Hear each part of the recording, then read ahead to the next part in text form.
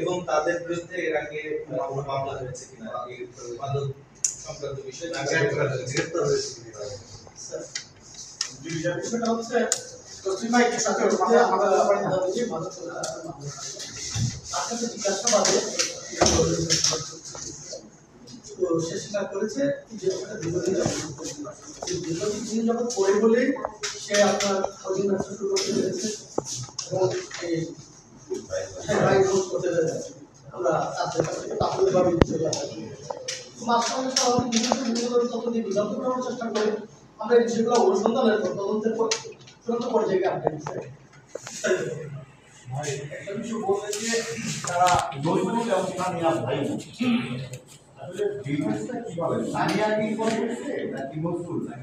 মূল ব্যবসায়ী হচ্ছে এটাতে নজরুল ওরফে সোহেল সে হচ্ছে মূল ব্যবসায়ী আর ওরা এক বাসায় থাকে ঢাকায় এই এরা তিনজন মিলে এক বাসায় থাকে ড্রাইভার তো তাদের চারজনকে গাড়িতে ছিল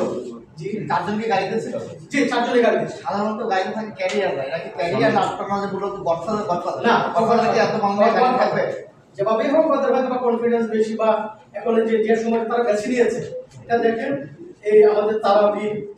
ইফতার এই সময়টাকে তারা কিন্তু করেছে যে এই মুহূর্তে আন্তর্জাতিক সংস্থাটা তাদের বিভিন্ন ধর্মীয় কার্যক্রমে তারা কিছু ইয়ে থাকে তো এটা একেবারেই রেয়া আমাদের ঢাকা শহরে যেটা আমরা বলছি যে এই ধরনের এত বড় ইয়ার মসজিদ নাই এবং আমরা মানে জন্য এটা চাই ওটা কি কারণ খুশি লাগে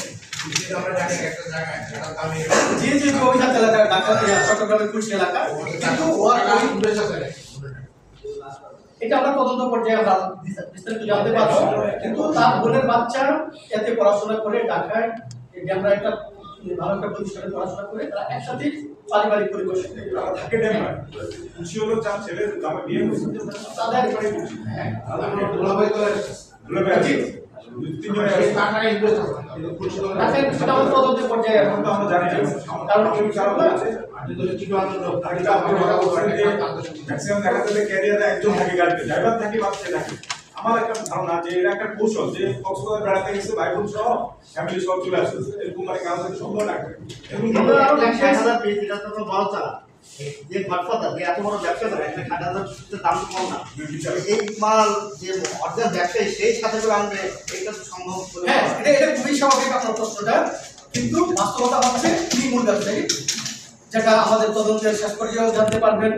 আমরাও তাদের সাথে বিভিন্ন পর্যায়ে জিজ্ঞাসাবাদ করেছি সারা রাত জিজ্ঞাসাবাদ করেছি কোনো ব্যবসাটা সেই করতে